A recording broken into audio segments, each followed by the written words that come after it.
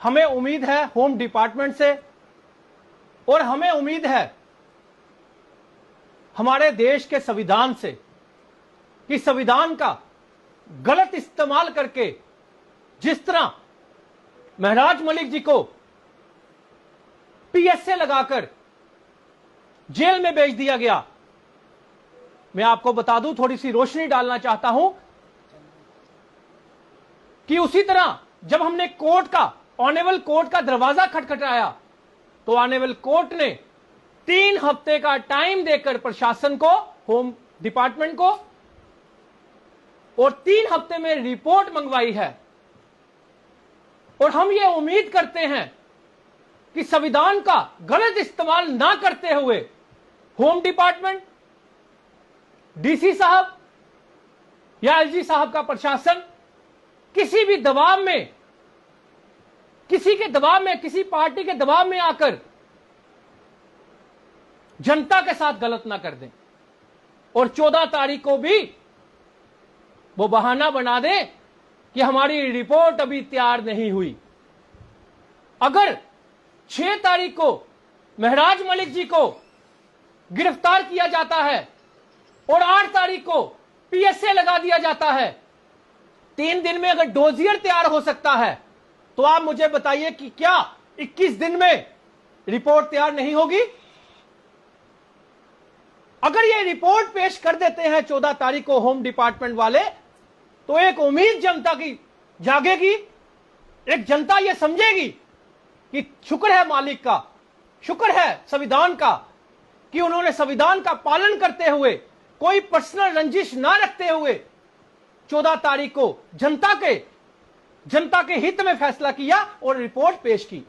उसके बाद हमें ऑनेबल कोर्ट पे पूरा पूरा विश्वास है।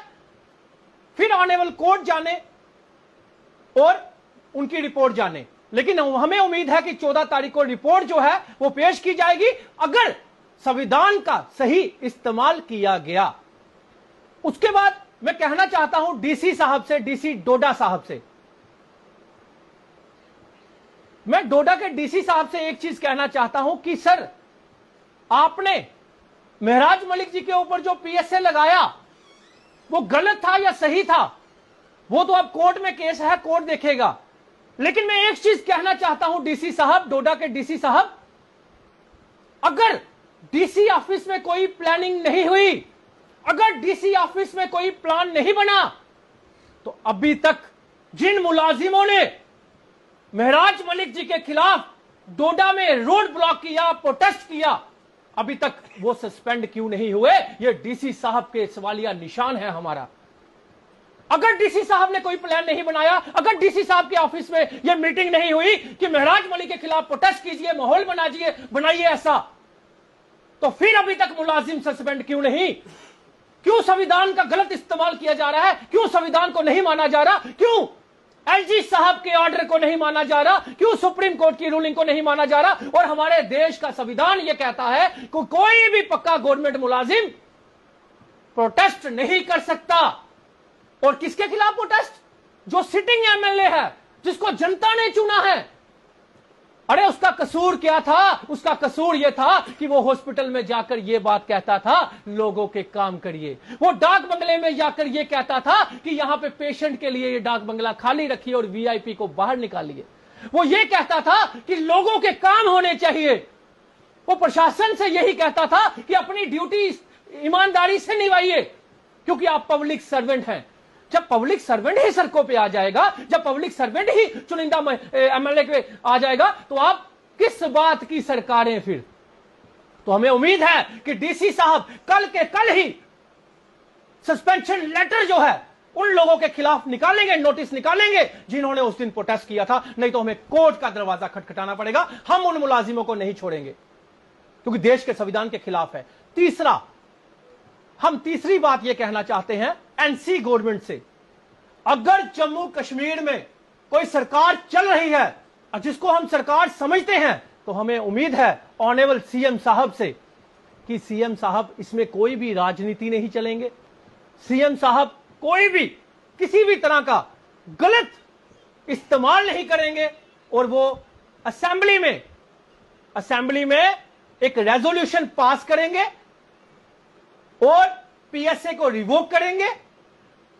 और तीसरा, जो उमर साहब ने, ऑनरेबल सीएम साहब ने इलेक्शन से पहले वादे किए थे कि जब मेरी सरकार आएगी मेजॉरिटी में, मैं जम्मू कश्मीर से पीएसए को खत्म कर दूंगा, तो वो वादा अपना पूरा करेंगे। और ऑनरेबल सीएम साहब से एक और उम्मीद है, जिस तरह कल राठौर साहब ने यूएनटी न्यूज चैनल में फोन करके उन्होंने ये बात कही कि हम खुद चाहते हैं, मैं स्पीकर खुद चाहता हूं कि वो महराज मलिक जी जो है वो असेंबली में बैठे।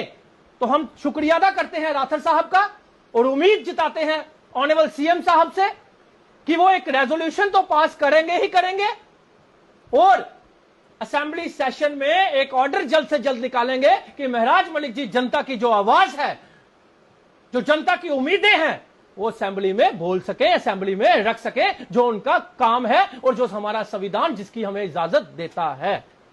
सर, असेंबली तो 23 अक्टूबर को लगेगी, तो अगर एमसी इतनी ही ज्यादा सक्रिय है तो स्पेशल असेंबली सेशन भी बुलाया जा सकता है। देखिए, आपने अपने सवाल का खुद ही जवाब दे दिया कि जो हो सकता था, अगर एनसी इसमें कोई भी किसी तरह की सियासत नहीं चल रही या सिर्फ जनता को बेवकूफ नहीं बना रही, वाहवाही नहीं लूट रही, तो एनसी को यह चाहिए था कि उनका एक, मैं कुलीग कहूंगा, मैं एमएलए उनका कहूंगा, जनता का चुना हुआ एमएलए, क्योंकि जनता की तो सरकार को फिक्र होनी ही चाहिए थी और जनता के लिए उनको एक स्पेशल असेंबली सेशन बुलाकर महराज मलिक जी के लिए एक रेजोल्यूशन पास करना चाहिए था, जिससे पीएसए रिवोक भी होता।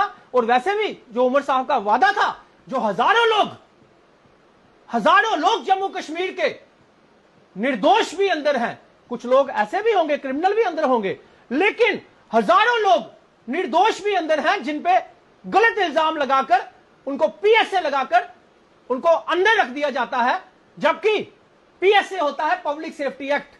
लेकिन जो महराज मलिक जी पे लगाया गया, मैं उसको कहूंगा कुछ चोर मुलाजिम सेफ्टी एक्ट। और वो कौन से कुछ चोर मुलाजिम सेफ्टी एक्ट है? वो जो लोग वहां पे प्रोटेस्ट कर रहे थे, जिनको कहीं ना कहीं महराज मलिक जी ने यह कहा था कि भाई साहब काम करो, जनता की नुमाइंदगी करो, जो जनता के पैसों से जो आपके घर पलते हैं, जो आप जनता के नौकर हो, तो उसी तरह मैं भी जनता का नुमाइंदा हूं। मैं आपको यही कहना चाहता हूं, महराज मलिक जी की यही गलती थी। वो समझाते थे, वहां के गवर्नमेंट मुलाजिमों को समझाते थे कि अपनी ड्यूटी दो, अपने काम करो, अपने यूनिफॉर्म में ड्यूटी दो, बस यही उनकी गलती थी। एक सवाल रहेगा आपसे कि नेशनल कॉन्फ्रेंस की बात की आपने, कहीं ना कहीं वो वीडियो आज नेशनल कॉन्फ्रेंस की सरकार को या अब्दुल्ला को याद आ रहा होगा कि महराज मलिक ने जी बगावत की थी नेशनल कॉन्फ्रेंस की सरकार से। अगर सरकार ये चीजें सोचेगी, अगर सरकार एक एमएलए, जो चुना हुआ एमएलए है, जो सुपर एमएलए है, जो जम्मू कश्मीर की जनता उसको आज सुपर हीरो मान चुकी है, आज देश में भी उसके गुण गाए जा रहे हैं, देश के बाहर भी उसके गुण गाए जा रहे हैं, अगर सरकार इस चीज को पर्सनल लेगी, अरे भाई इलेक्शनें होती रहेंगी, जम्मू कश्मीर बड़ा छोटा सा है, आज वक्त उनका है, कल वक्त किसी और का होगा। तो याद रखिएगा महराज मलिक जी का लम्हा, वो लम्हा मत भूलिएगा। आने वाला दौर जो होगा वो महराज मलिक जी का होगा, लेकिन महराज मलिक जी किसी के साथ पर्सनल नहीं रखेंगे, क्योंकि महराज मलिक जी जनता के लिए। उनसे भी सवाल किया हमने, उनका साफ तौर पर कहना, अगर महराज मलिक इस असेंबली सेशन में 23 अक्टूबर को कश्मीर में आते हैं, इस असेंबली सेशन को ज्वाइन करते हैं, तो हमें भी कोई आपत्ति नहीं है। ये तो बहुत बड़ी बात है। अगर आप लोगों ने जो हमें सुनाया, अगर वो ये चीज कह रहे हैं, तो मेरे हिसाब से तो फिर तो किसी को एतराज होना ही नहीं चाहिए।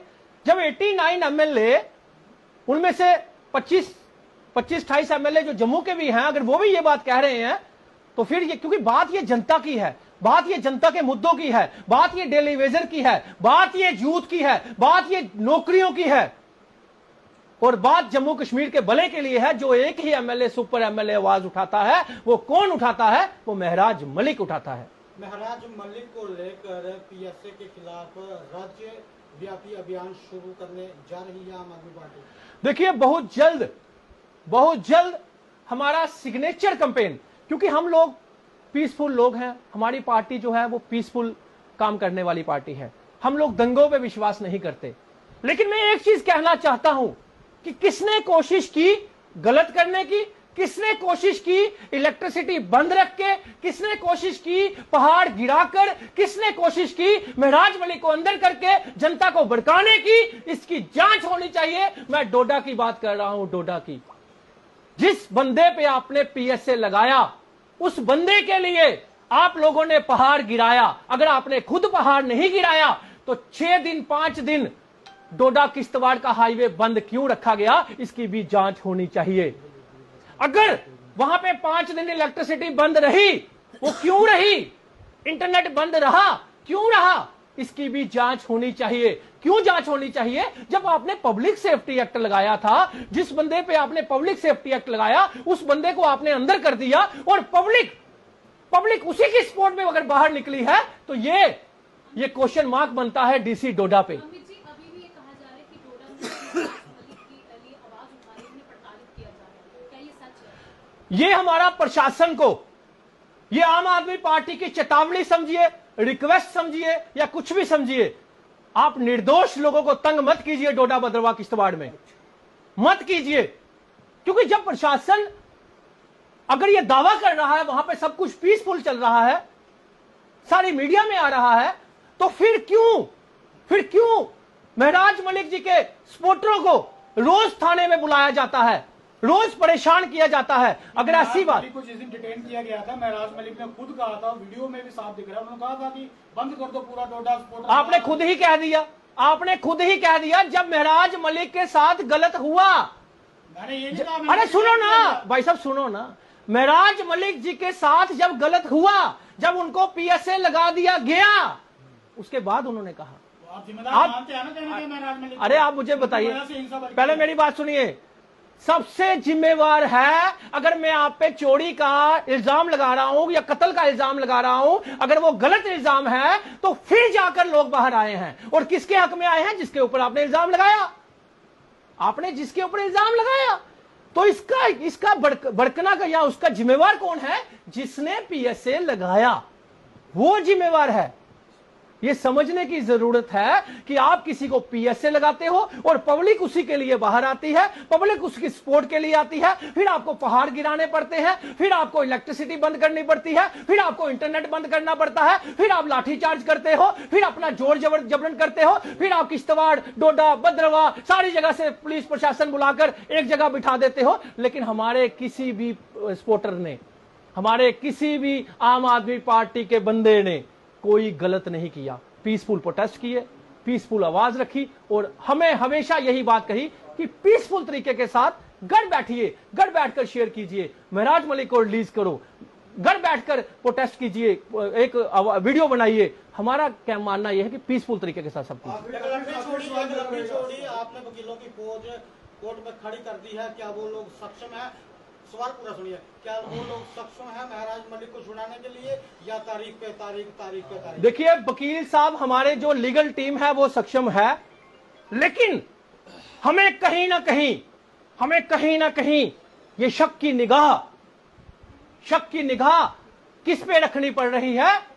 सरकार पे, होम डिपार्टमेंट पे, कि वो कहीं 3 दिन में डोजियर तैयार कर सकते हैं महराज मलिक का, लेकिन अगर 21 दिन में वो रिपोर्ट पेश ना कर पाए तो हम ये समझ लेंगे कि ये पर्सनल होकर महराज मलिक को अंदर कर दिया गया है, कि जनता जो है वो बेचारी तरसती रहे अपने कामों के लिए और जनता को परेशान करते रहे। आखिरी सवाल रहेगा जी, जिस तरीके से पीएसए की बात आप कर रहे हैं, पीएसए पब्लिक सेफ्टी एक्ट में लगता है पब्लिक महराज मलिक के साथ दिखी कहीं ना कहीं, मगर लोगों को अभी तक ये कंफ्यूजन है कि वो पीएसए क्या उनकी शब्दावली को लेकर लगा है या 18 एफआईआर जो पहले। सर वही तो हम चाहते हैं कि संविधान का जो गलत इस्तेमाल किया गया है वो रिपोर्ट में सामने आए। सर बेस बनाया गया है, उन पे चोरी का इल्जाम लगाया गया है। आप मुझे बताइए कि एक चुनिंदा एमएलए, सुनिए मैं आपको बता रही हूँ कि हरविंदर सिंह ने वहाँ पर बकायदा ये लिखा गया है कि उन्होंने वो मेडिसिन बाहर नहीं आने दी, उस पर्टिकुलर जगह पर ताले। अब सुनिए, मैं उसकी भी बात बताता हूं आपको। वो हुआ क्या था, एक डिस्पेंसरी थी, एक डिस्पेंसरी चलती थी एक गरीब आदमी के घर। वो तब से चलती थी जब 50-100 रुपया किराया होता था। आज वो किराया 10 से 15,000 रुपया पहुंच गया हुआ है। और वो किसी कारण जिस जमीन पे थी, वो जमीन बाढ़ के कारण या हाड़ के कारण या किसी भी भूचाल के कारण या किसी भी लगा लिए वो खिसक गई थी, तो वहां से शिफ्ट करनी थी। शिफ्ट करने के लिए डीसी साहब ने एक टीम बनाई, जिस टीम के हेड थे बीएमओ साहब। ये महराज मलिक जी ने मुझे खुद सुनाई है ये बात। बीएमओ साहब हेड थे और बीएमओ साहब ने वही जगह रिकमेंड की थी जहां पे महराज मलिक जी ने वो वहां पे शिफ्ट करवाई। और महराज मलिक जी ने खुद नहीं करवाई, ये पूरा गांव बैठा, पूरे गांव ने रेजोल्यूशन पास किया। जब डीसी साहब कितने महीनों से वो काम नहीं कर पा रहे थे, ना उसको किराया दिया, ना वो शिफ्ट करवा रहे थे, तो जहां पे बीएमओ साहब ने रिकमेंड किया था वहीं पे शिफ्ट करवाई। लेकिन डीसी साहब ने गलत इस्तेमाल किया अपनी पावर का, और डीसी साहब ने बीएमओ से भी वो वीडियो डिलीट करवाई, रिकमेंडेशन रिटर्न में चेंज करवाई, abuse of power, abuse of chair इस्तेमाल करके वो जो डिस्पेंसरी है, वो डिस्पेंसरी जो है कहां पे रखी गई। फिर डीसी साहब ने कहां शिफ्ट की, ये सुनने वाली बात है। डीसी साहब ने वहां शिफ्ट की कि जो एक पार्टी से बिलोंग करता था और दो गवर्नमेंट एक ऑफिस से वो उसी के घर में चल रहे थे, तीसरा भी वहीं शिफ्ट किया गया। क्या लालच था डीसी साहब को पर्सनल, क्या लालच था डीसी साहब को पर्सनल कि तीसरा भी उसी घर में जाए? क्या लालच था? ये इंक्वायरी की जरूरत है, ये सीबीआई की जांच होनी चाहिए। और इस चीजों के लिए ये जांच बड़ी जरूरी है ताकि तथ्य सामने आए। धन्यवाद।